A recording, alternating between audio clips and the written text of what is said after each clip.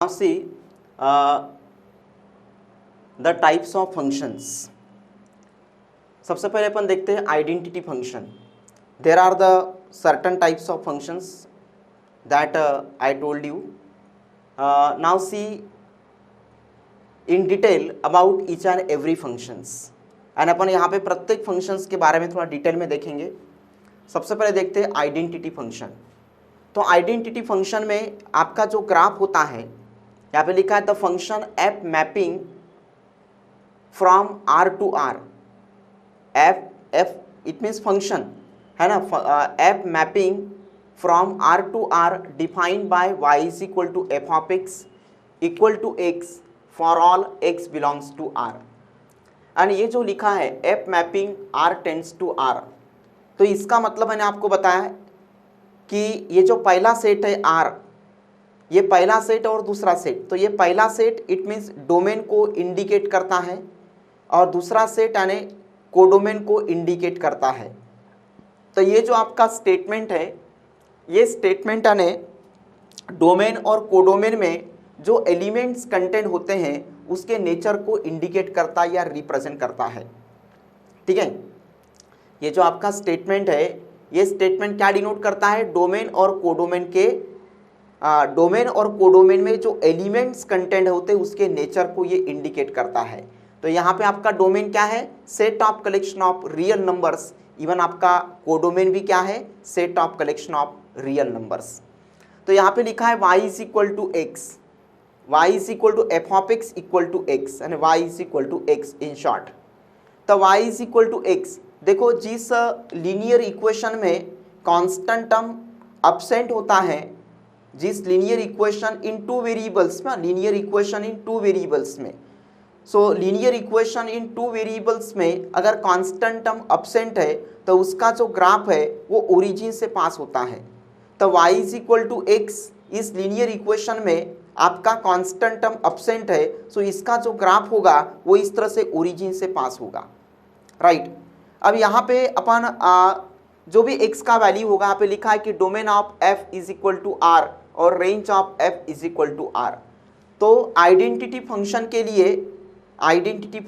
लिए यानी y is equal to x के लिए, आइडेंटिटी फंक्शन के लिए it means y is equal to x के लिए आपका जो डोमेन और जो रेंज है वो दोनों आपका r होगा. क्योंकि यहाँ पे ये जो ग्राफ है जो कि ओरिजिन से पास हो रहा है, ठीक है, तो इस ग्राफ के ऊपर सभी निगेटिव, पॉजिटिव, इंटीजर, फ्रैक्शन, सभी रियल नंबर्स इस ग्राफ के ऊपर लाई करेंगे. सभी रियल नंबर्स इस ग्राफ के ऊपर क्या करेंगे, लाई करेंगे. सपन ने मान के चलो x इज इक्वल टू यहाँ पे अगर 1 लिए तो x इज इक्वल टू 1 के लिए क्या आएगा, y इज इक्वल टू 1 ही आएगा यानी सेम नंबर आएगा.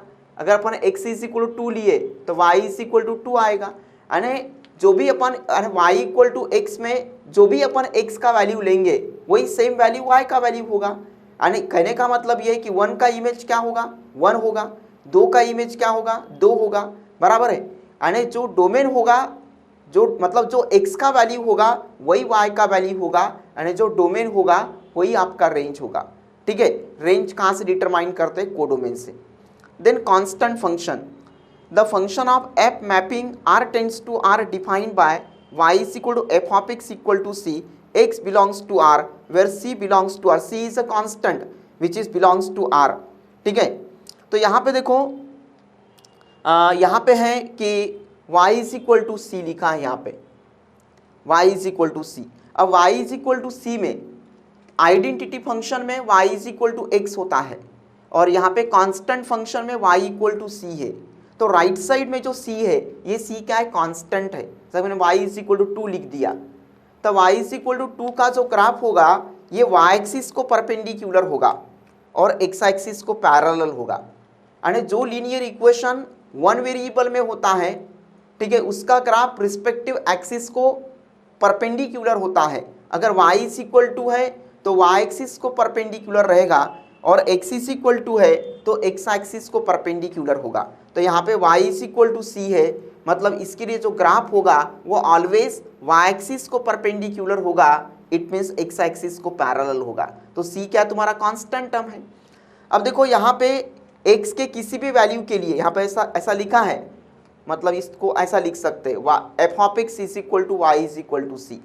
तो यहाँ पे for all values of x and x के किसी भी वैल्यू के लिए आपका राइट साइड टर्म चेंज नहीं होगा। x इक्वल टू 1 के लिए c आएगा, 2 के लिए भी c आएगा, यानी for all values of x यानी x के किसी भी वैल्यू के लिए आपका राइट साइड टर्म चेंज नहीं होगा। यानी x के और एक चीज है, the set of values of x यानी x का जो वैल्यू होता है वो डोमेन में आता है और y का जो वैल्यू होता है या जो f ऑफ x का जो वैल्यू होता है वो कोडोमेन में आता है। तो यहाँ पे मैंने बताया कि x के किसी भी वैल्यू के लिए आपका राइट साइड चेंज नहीं होगा, यानी for all values of x you know the right side should be constant या right side should be fixed for all values of x, यानी x के इन ऑल सभी वैल्यूज के लिए आपका राइट साइड फिक्स्ड होगा, ठीक है, या फिक्स्ड रहेगा, ठीक है। तो यहाँ पे अपन लिखेंगे अगर आपका राइट अगर x के किसी भी वैल्यूज के लिए x के किसी भी रियल वैल्यूज के लिए, तो for any real values of x you know your right side being fixed, that's why domain क्या होगा, set of collection of real numbers, क्योंकि अभी मैंने बताया कि x किसको बिलोंग करता है, डोमेन को, और उस x के लिए मतलब उस x के लिए जो y का वैल्यू मिलता है उस x के लिए set of values of x के लिए the set of values of x के लिए y का जो करस्पॉन्डिंग वैल्यू मिलता है वो कोडोमेन को बिलोंग करता है, यानी always the set of values of x they are belongs to codomain and which corresponding values of y they are belongs to codomain. So here for all values for any real values of x your right side being fixed so that the domain is the set of collection of real numbers whereas the range is being fixed, that is your constant. y is equal to c है, y किसको belong करता है, codomain को, और codomain से ही range determine करते हैं। Then polynomial function, तो ये है आपका पॉलिनोमियल फंक्शन। अब इस पॉलिनोमियल फंक्शन में a0 a1 an they are belongs to the what r, मतलब ये जो है a0 a1 an ये एक कांस्टेंट टर्म है, ठीक है, एंड वो एक रियल टर्म हो सकता है। तो इसमें a0 a1 an मतलब ये जो a0 a1 a2 an का जो वैल्यूज होगा वो इंटीजर में ही होगा, ऐसा नहीं है, फ्रैक्शन में भी रह सकता है, इसलिए they are belongs to R. Second thing is देखो किस इक्वेशन को अपन पॉलिनोमियल इक्वेशन कहेंगे या किसको अपन किस फंक्शन को अपन पॉलिनोमियल फंक्शन कहेंगे। तो किस फंक्शन को अपन पॉलिनोमियल फंक्शन कहेंगे, तो जिस फंक्शन में वेरिएबल का पावर, एक्चुअली पहली बात तो जो फंक्शन है, जो पॉलिनोमियल फंक्शन है वो वन वेरिएबल में होता है और साथ में उस पॉलिनोमियल फंक्शन में उस वेरिएबल का पावर पॉजिटिव इंटीजर नंबर चाहिए, इट मीन्स नेचुरल नंबर चाहिए। यानी दो कंडीशंस है, गिवन फंक्शन को पॉलिनोमियल फंक्शन कहने के लिए दो कंडीशंस होती हैं, या गिवन फंक्शन को पॉलिनोमियल फंक्शन होने के लिए दो कंडीशन ग्रेटिफाइड होना चाहिए। पहला कि आपका जो गिवन फंक्शन है वो वन वेरिएबल में होना चाहिए और साथ में उस वेरिएबल का power always positive integer number होना चाहिए, तो ही उस फंक्शन को अपन पॉलिनोमियल फंक्शन कहेंगे। Rational function always in fraction, अपन ने रैशनल नंबर इरेशनल नंबर के बारे में पढ़े होंगे। तो rational number and irrational number both those kinds of numbers you know they can be expressed या they can be represented in the form of fraction where denominator is not zero, ठीक है, denominator zero नहीं होना चाहिए या denominator should not be zero, यानी you know तो वैसा जैसा रैशनल नंबर इरेशनल नंबर होता है वैसा रैशनल फंक्शन होता है। तो rational function also be in fraction where denominator is not zero यानी denominator is not equal to zero, ठीक है। तो यहाँ पे सेकेंड थिंग यह है कि इन दोनों में न्यूमरेटर और डिनोमिनेटर में जो टर्म है वो एक पॉलिनोमियल फंक्शन होना चाहिए। अब पॉलिनोमियल फंक्शन क्या होता है अभी अपन यहाँ पे देखें, यानी polynomial function it means a function which is in one variable and more their power should be positive integer, उसको कहते हैं पॉलिनोमियल फंक्शन। तो rational function which is in fraction no doubt, but their its numerator and denominator should be in polynomial function या should be polynomial function, ठीक है। इसमें आपका जो क्या लिखा, polynomial function of x defined in a domain। then modulus function, modulus function में देखो, मॉड्यूलस फंक्शन क्या, y is equal to mod of x, इस तरह से y is equal to mod of x। Just I told you कि x जो है the set of values of x they are belongs to codomain, the set of values of x they are belongs to codomain and you know for those values of x corresponding value of y, ठीक है, they are belongs to codomain. यानी तो x का जो values होता है वो domain को बिलोंग करता है और उस x के वैल्यूज के लिए जो y का करस्पॉन्डिंग वैल्यू होता है वो कोडोमेन को बिलोंग करता है। तो यहाँ पे x की जगह अपन कोई भी negative positive real number put कर सकते हैं। इसका मतलब आपका डोमेन क्या होगा, आपका डोमेन होगा रियल नंबर होगा। यानी यहाँ पे x की जगह अपन कोई भी negative positive real number put कर सकते हैं एंड आपका डोमेन रियल नंबर होगा।